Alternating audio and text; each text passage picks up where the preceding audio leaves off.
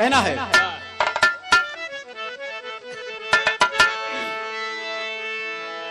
ए भैया देखा एक थी दुल्हन बेचारी बहुत परेशान रहा है,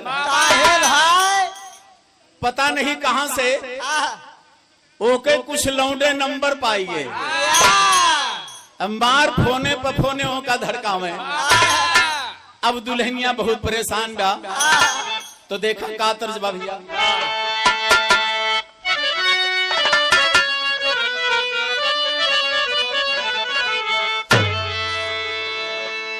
अरे चोली में मोबाइल में,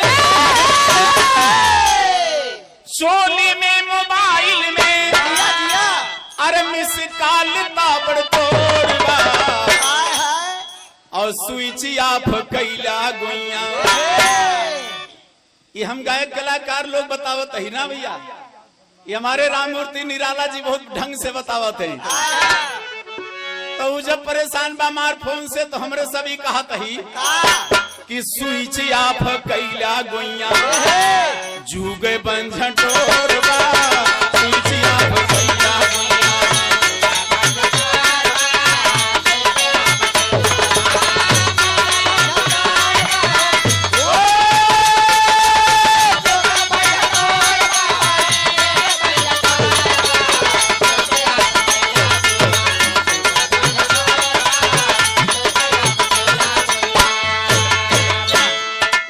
लेकिन गीत के लाइन में आप लोग देखें, चलते हम द्वापर में भगवान कन्हैया के बारे में कुछ 4 लाइन आप लोगों के बताना चाहते हैं।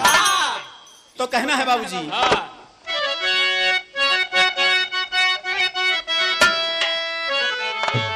ये हमारे अच्छा भाई का नाम माननीय श्री कर्मलाल हमारे इस क्षेत्र के कवाल हैं और बहुत अच्छे कलाकार। भैया की तरफ से 21 रुपए का सम्मान आशीर्वाद आया है, तो भैया को बहुत बहुत धन्यवाद। सुखी जीवन की कामना, साथ साथ आशीर्वाद की कामना।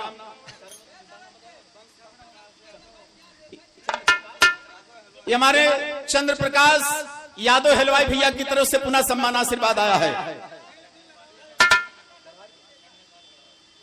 गढ़वारीपुर के हमारे नन्हेपाल भैया की तरफ से 101 रुपए का सम्मान है। भैया के बहुत बहुत धन्यवाद बा, आशीर्वाद की कामना है। लेकिन बाबू जी कहना बा,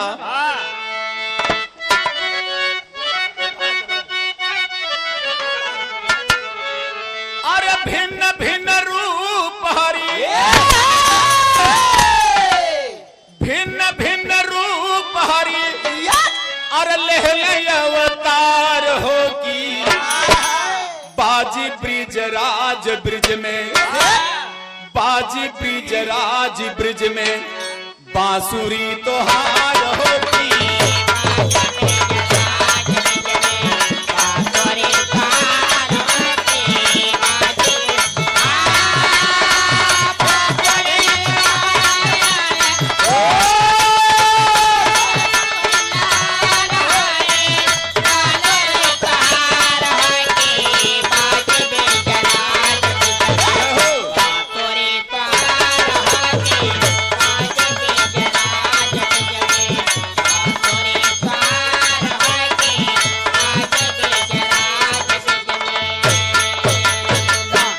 दोस्तों आप सभी लोग जानते हैं भगवान कन्हैया तमाम तरह तरह के लीला खेला करते हुए और देखें तमाम भक्तों का उद्धार करते हुए, तमाम दुष्टों का संहार करते हुए महाभारत को जब खत्म किए बाबूजी, तो देखें सारा लीला खेला जब भगवान कन्हैया अपना पूरा कर लिए, तो बाबूजी एक दिन यमुना नदी के किनारे पहुंच गए। एक बड़ा सुंदर वृक्ष है, बड़े सुंदर वृक्ष के नीचे भगवान कन्हैया लेट गए और देखें अकय पैर पर भगवान कन्हैया रखे हैं। कुछ बात सोच रहे थे, अचानक बाबूजी एक बहेलिया आके भगवान कन्हैया के तारू में क्योंकि अमृत झलक रहा है, वो दूर से देखा बहेलिया, उसने सोचा कि हिरन की आंख है, हिरन की आंख समझ के बाण चला दिया। लेकिन दोस्तों प्रमाण मिलता है कि वो बाण जाके भगवान कन्हैया के तारू में लगा, भगवान कन्हैया करा उठे। उनके साथ में एक दाऊद था और उस दाऊद से बोले कि देखो मेरे पांव में बाण कोई मार दिया है, अब मैं बच नहीं पाऊंगा, जाके अर्जुन से बता देना कि भगवान कन्हैया बहुत दर्द से करा रहे हैं, जितना जल्दी हो सके जल्दी से मेरे पास आ जाए। ओ दाऊद से भगवान पूरी बात बताएं कि अब बाण ऐसा लगा है कि मैं बच नहीं पाऊंगा, जाके अर्जुन से बता देना। लेकिन अर्जुन के आने से पहले अगर मेरा अंत हो जाता है तो अर्जुन से ये बता देना कि मेरी लाश को दाह संस्कार नहीं करेंगे, यमुना नदी में प्रवाहित कर देंगे। बाबूजी दाऊद भागते भागते चल दिया, अर्जुन के पास पहुंचता है। लेकिन कहना है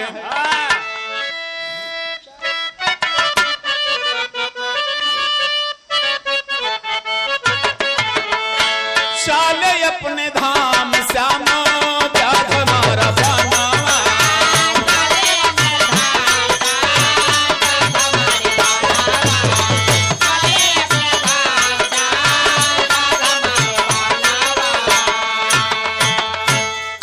अर्जुन जब सुनते हैं भगवान कन्हैया को कोई बाण मार दिया, तमाम लोग भाग भाग के आ रहे हैं बाबूजी।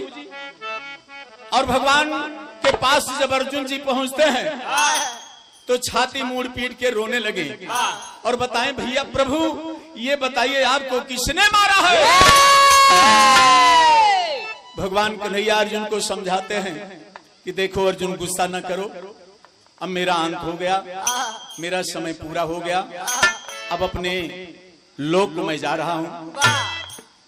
और आप लोग एक काम करिएगा, मेरा जब अंत हो जाएगा तो सभी रानी पटरानियों को लिवा के, सभी धन दौलत लदा के ये द्वारिकापुरी से आप लोग हस्तिनापुरी चल जाना, द्वारिकापुरी में मत रहना, यही मेरा संदेश है। ए भैया कहना है, यही कहा करके और ये प्रमाण मिलता है कि भगवान कन्हैया का दोस्तों अंत हो गया। सब रो करके भगवान कन्हैया के दाह संस्कार करने का काम करते हैं।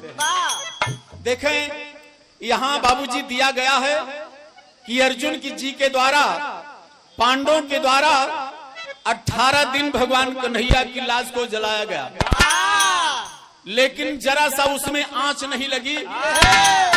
और कहीं कहीं दिया गया है, दोनों बात सत्य हो सकती है, लेकिन अब कहां से कैसे क्या है, ये रामायण है, ये ईश्वर की महिमा है।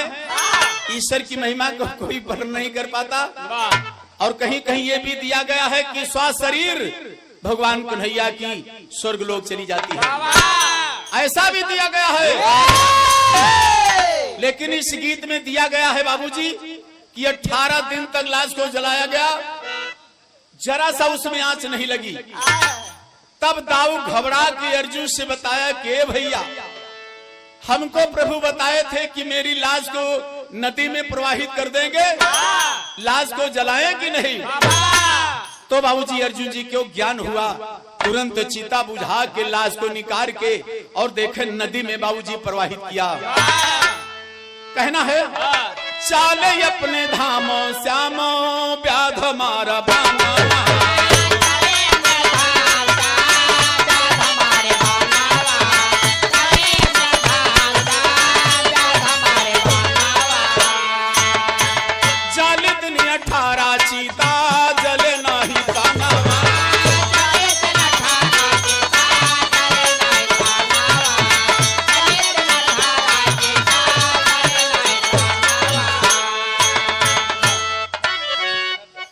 एक छोटी सी बिटिया है आराध्या यादव, हमारे इसी पावन धरती से बिटिया की तरफ से 11 रुपए का सम्मान है। बहुत बहुत धन्यवाद, आशीर्वाद की कामना। हमारे जियालाल टेलर भैया हैं, 21 रुपए का सम्मान है भैया के। बहुत बहुत धन्यवाद, सुखी जीवन की कामना बा। ए भैया, अरे कैले परवाह अर्जुन, कैले परवाह अर्जुन, अरे ना दिया मझार हो की बाजी ब्रिज राज ब्रिज में बांसुरी तो हार होगी।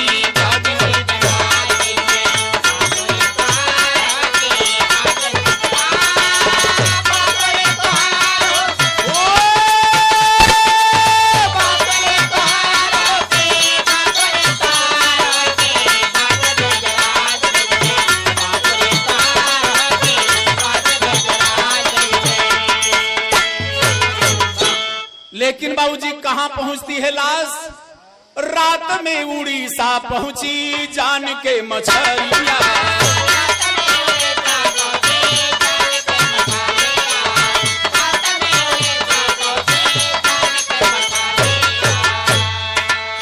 जाल मछुआरा फेंक ले फसली सरिया।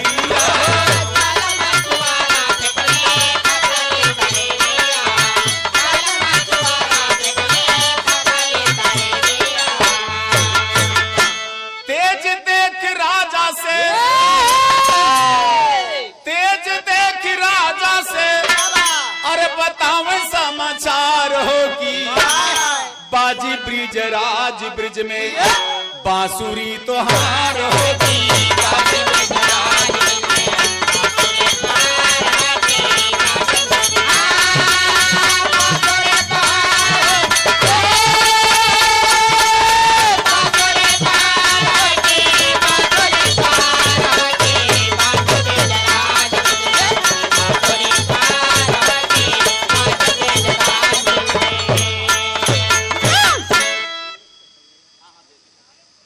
माननीय श्री राम बहादुर यादव जी हैं, मोटर मालिक, ये बता रहे हैं महाराष्ट्र की धरती से, और 101 रुपए का सम्मान आशीर्वाद आया है। नमन बंधन है, आशीर्वाद की कामना है। बहुत बहुत धन्यवाद। तो देखे बाबूजी, ये उड़ीसा प्रांत में ये मछुआरे लोग पाए उस लाश को। रात के समय में उस लाश को जब जाल में फंसी तो जब निकाले बाबूजी तो उसमें इतना तेज था कि वो लोग पहचान नहीं पा रहे कि कौन चीज है। वहां के राजा को मल्लाह लोग तुरंत बुलाए, कहे महाराज हम लोग नदी से एक सामान पाए हैं और चल के देखा जाओ कौन चीज है। लेकिन उसमें बाबूजी इतना तेज हो गया था कि उसको लोग पहचान नहीं पा रहे हैं। तमाम लोग आए लेकिन पहचान नहीं पाए। वहां के राजा ऐलान कर दिए, भाई जो नदी से सामान मिला है, अगर कोई इसका भेद बता दे, जान ले कि कौन चीज है, तो हम अपन आधा राजपाट दे दे, लेकिन कोई सिद्ध कर दे कि क्या चीज है। तो उस नगर में बाबूजी एक जग्गू नाम का भगत भगवान कन्हैया का बड़ा प्यारा था। भगवान कन्हैया के भक्ति में पूरा जीवन बिता दिया। और जब जग्गू भगत पहुंचते हैं तो राजा से वादा किए कि महाराज 24 घंटा को हमें मौका दे दिया तो हम बताए दे भी कौन चीज होए। राजा कहे जग्गू भगत अगर सिद्ध कह देगा कि का चीज है तो तुम्हें आधा राजपाट दे दे।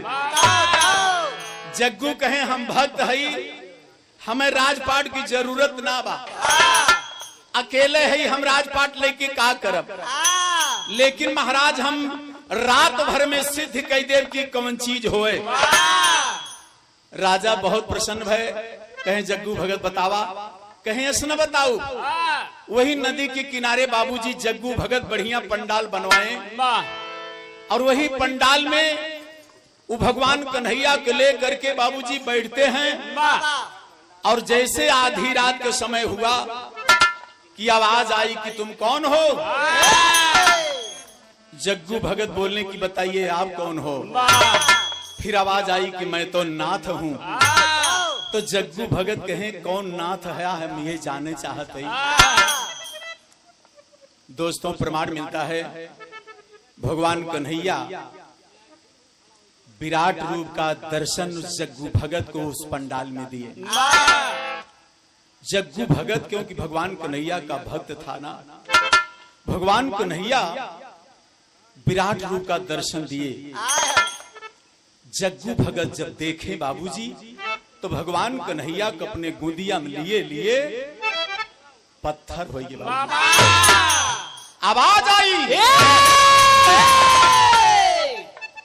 कि अगर मुझे देखोगे जानोगे कि मैं कौन हूं तो फिर इस दुनिया को नहीं देखोगे।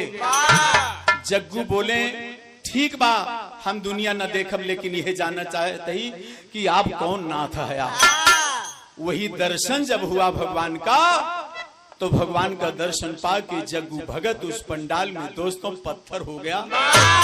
भगवान उनके गोद में भक्त के और राजा सिपाही लोगन के पर्दा के नीचे आरी बगल से एकदम पहरा लगाए रहे कि कोनो नेक चीज न हो, भगतवा लेके रात में गोल हो जाए।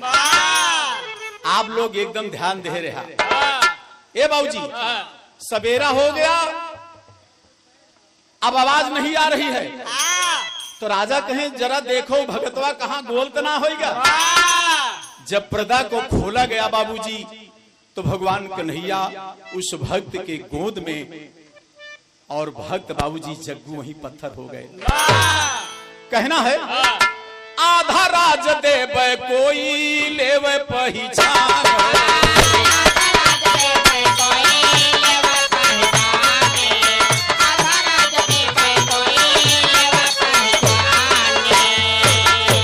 जग्गू भगत भी पहुंचे सुन के ऐलान हो।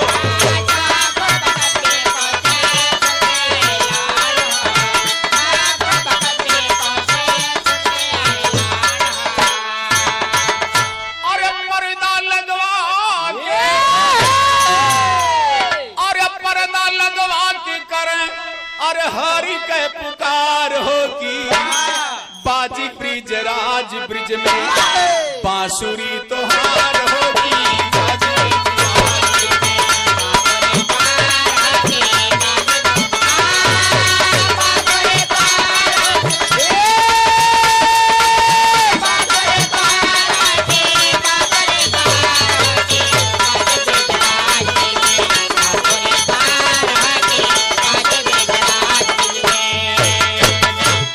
कल्याणपुर की धरती से माननीय विनोद कुमार वर्मा भैया की तरफ से 101 रुपए का सम्मान है।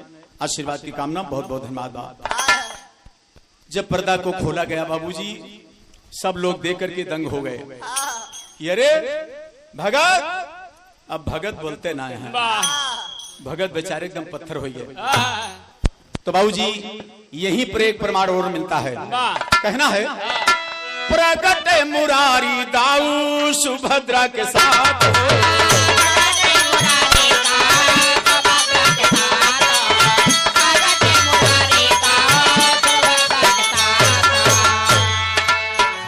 देखें जो जगन्नाथ जी गया होगा भगवान कन्हैया सुभद्रा, आप लोग देखें 3 मूर्ति है ना भाई। मैं तो नहीं गया हूँ, एक बार प्रोग्राम मिला था उड़ीसा में, उसने बोला भैया आइए श्री जगन्नाथ स्वामी का दर्शन कराएंगे और आपको पैसा भी देंगे। यहाँ के लोग आप बिरहा बहुत पसंद कर रहे हैं। मुमकिन भैया प्रोग्राम बुक है, कहीं जान लिया तुम्हारा दुर्भाग्य है भाई। जगन्नाथपुरी बलावत ही प्रोग्राम अगर ना खाली बात तो जान लिया दुर्भाग्य है। हम कहना चाहे जो हम कहा लेकिन प्रोग्राम काट के नहीं आओ भैया, किसी का प्रोग्राम ले लिए हैं। तो जो गए होंगे बाबूजी ये 3 मूर्ति है वहां, आप लोग जाने। कहना है प्रगट मुरारी दाऊ सुभद्रा के साथ हो,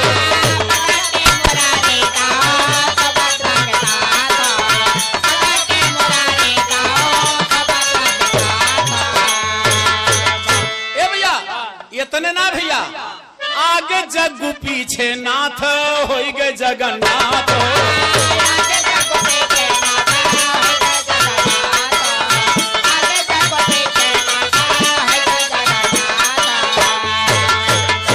यही प्रमाण मिलता है बाबूजी। जिस स्थान पर उस जग्गू भगत भगवान कन्हैया को लेकर के पंडाल के बीच में पत्थर हो गए थे, वही स्थान दोस्तों जगन्नाथपुरी धाम बनी, जहां आज भारत के कोने कोने से लोग जगन्नाथपुरी जाते हैं। तो पहले भक्त का नाम, फिर नाथ का नाम। आप लोग क्या कहते हैं? जगन्नाथ। तो देखा, चाहे गया गदाधर जा, चाहे अमरनाथ, बद्रीनाथ, केदारनाथ, सारनाथ, कहाँ जा, लेकिन जब तक जगन्नाथ न जादा तब तक कल्याण ना होए। अब कहाँ न जा, खाली जगन्नाथ जी जाए के भात दे दा तो बहुत बड़ी पूर्ण है। ये भगवान कन्हैया के अंत के बाद ये जगन्नाथपुरी धाम का निर्माण हुआ। कहना है आगे जग पीछे नाथ होई गए जगन्नाथ,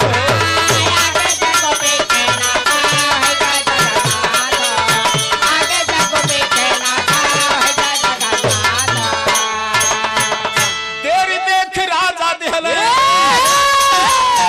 अरे तेरी देख राजा देहले, अरे परदा कटार हो की बाज ब्रिज राज ब्रिज में बांसुरी तो हार होगी,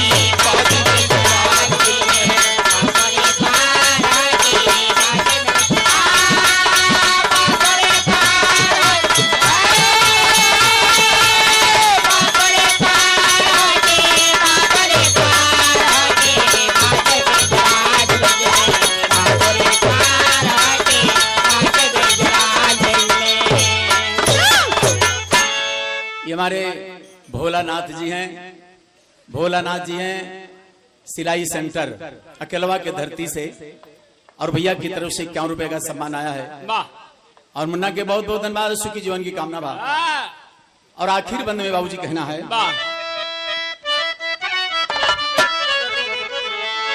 कहना है बानी गईले पत्थर सब भगतन के प्यारा,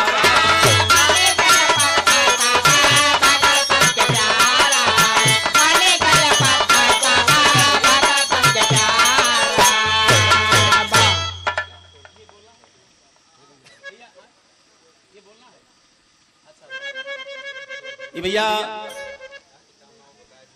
19-20 जून गया जगन्नाथ स्वामी का भीड़ है राम सेवक यादव, मधुपुर प्रतापगढ़।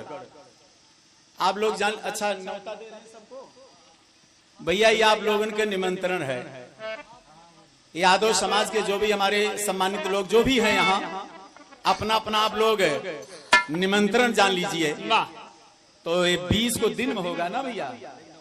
हाँ हाँ वही बताना है। 20 जून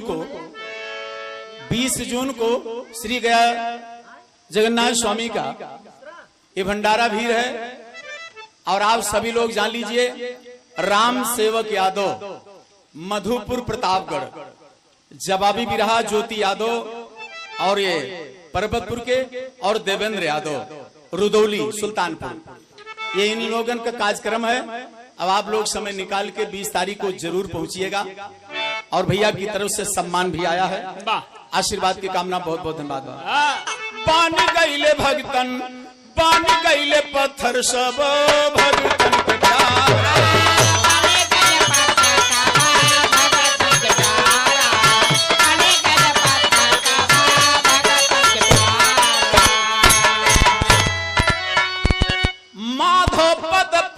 दुनिया देती भंडारा,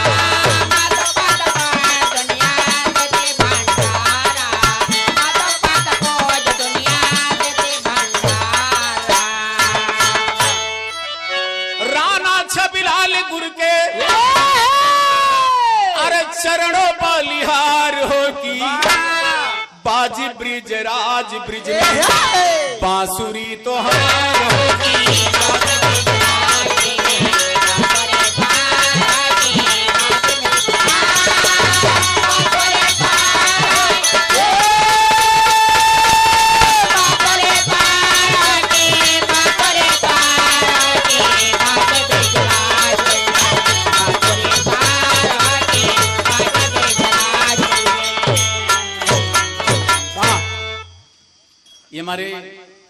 ये सर्विस साउंड वाले हैं मान्य श्री अजीत कुमार वर्मा, कल्याणपुर से चल के आए हैं।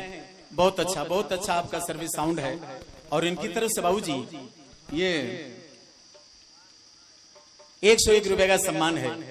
अब इनका साउंड पता है अजय भैया के द्वारा पूरे दुनिया में लहराएगा। ये जो लगाए हैं अपनी मशीन को अजय भैया के द्वारा लहर म्यूजिक चैनल द्वारा ये साउंड इनका भी पूरी दुनिया में लहरेगा। बहुत बहुत धन्यवाद। सुखी जीवन की कामना है। राणा छबिलालपुर के अरे चरणों बलिहार होगी, बाजी ब्रिज राज ब्रिज में बांसुरी तो हार होगी।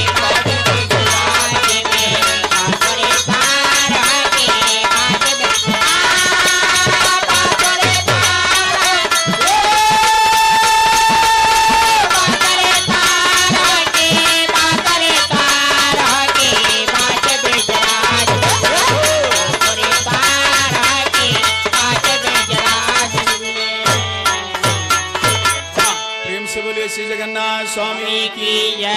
प्रेम से बोलिए श्री कृष्ण।